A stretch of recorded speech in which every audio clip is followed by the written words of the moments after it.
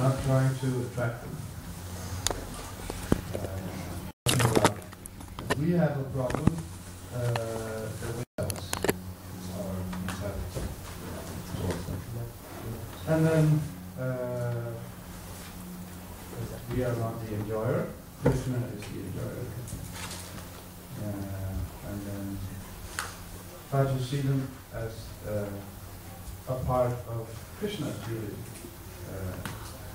Such was a verse in Bhagavad Gita, I don't remember, about how the material world is art. Yanyat vibhuti mat sattvam shrimad orditam evava tat eva vagatatvam tat tetram sasambhavam. So that all beautiful, mighty, and glorious creations spring by the spark of my splendor. What needed is for all this detailed knowledge of Arjuna, with a single fragment of myself, I pervade and support this entire creation. Thank you. That's it? Yeah, that's it. Good. Number two, who's group number two? Who wrote? Not making time for sadhana. First we had that you have a written down daily schedule. So write it down for yourself. And then you're giving best time for sadhana. So you start with a strong sadhana in the morning, then it influences the rest of the day. So like to focus on the morning program. You're working on your daily schedule. Like if you see there are some, oh, I'm behind my daily written schedule, you try to work on, especially chanting 16 rounds in a row. If you not make it, then as best as I can. And then checking maybe yourself or with the backup of authority. Also there was an example, if you try to read a certain amount of time every day, maybe at the end of the week, some older devotee, you check with them, okay, how was it the whole week, and then like as a backup. And maybe you have to change service. Example was if you have in the morning always the pujari service and you cannot chant in the morning, then the rest of the day it's really problematic. Maybe you have to make shifts. For some week I have a different service. Okay, good. Number three, who's number three? Not having the desire. Pass the microphone, there's three over here.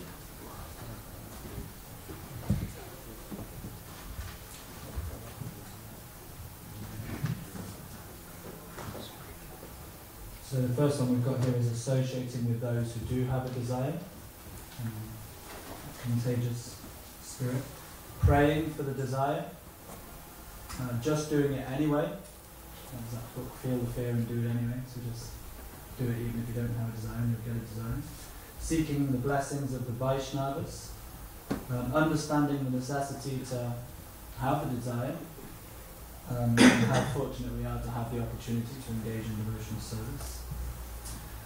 From reflection and introspection, thinking of times that we did have some good sadhana and how we were making progress, and also thinking of times where we didn't have very good sadhana and how it may have led us into troubles. Visiting the holy dham, or a conducive atmosphere that's good for sadhana. Preaching, engaging in preaching activities, we gain a desire. And also by making a sadhana program, something similar to what they were saying, by planning it out, and what you're going to read and when you're going to get up and chant. Good. Number four, not serious.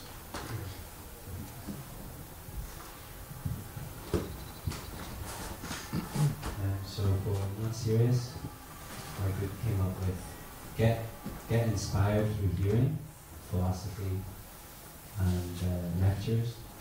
You should associate with senior devotees and those who are serious, fired up like that. We should understand the temporary nature of life, that we can die at any moment. We should reveal our mind to someone you trust, someone who's senior, serious.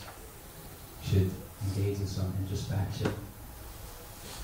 And force ourselves to engage in sadhana like that. And understand the process is perfect. It's just that we need to follow more nicely or more seriously. Good, thank you. Number 5, lacking knowledge.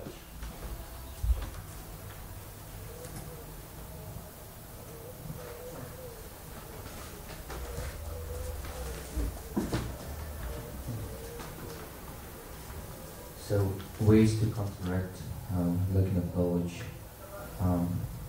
Reading books regularly of Srila Prabhupada. What is even more important, not only reading but also starting verses. Krishna Kripa Prabhu also mentioned that congregational chanting of holy names of Krishna gives knowledge from within. That is very important. Also, Gauradhara Das mentioned that being constantly engaged in devotional service is quoting Bhagavad Gita, sorry if it's not precise quote, those who constantly devoted and worship Krishna's names get Buddhi Yoga. Also probably taken such courses as Bhakti Shastra, and also hearing Srimad Bhagavatam from all 18 cantos, which destroy mortal passion and laziness. By Prabhu quoted, by rendering into devotional service, one immediately gets childless knowledge. That's Srimad Bhagavatam 127. Good. And number 6, correct environment. Firstly, if you look at the physical aspect of creating a good environment, then you have to look at the aesthetics of where it is that you're performing the sadhana. Is it a clean, simple environment, not too much clutter, making it a sacred space, maybe having a little paraphernalia like incense and deity pictures or something to make it sattvic aesthetically.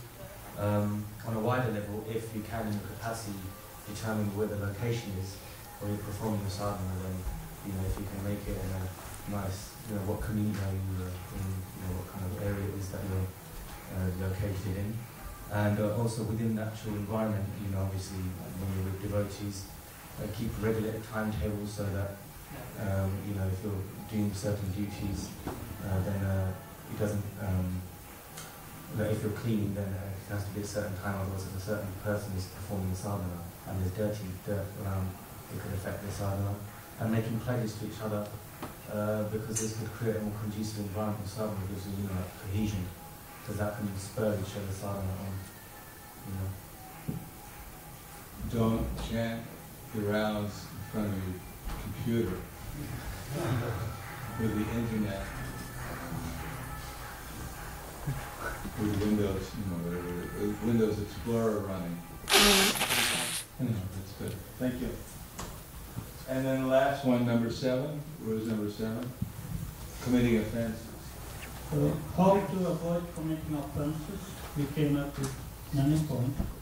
First, serving Vaishnavas, chanting the holy name regularly and with attention.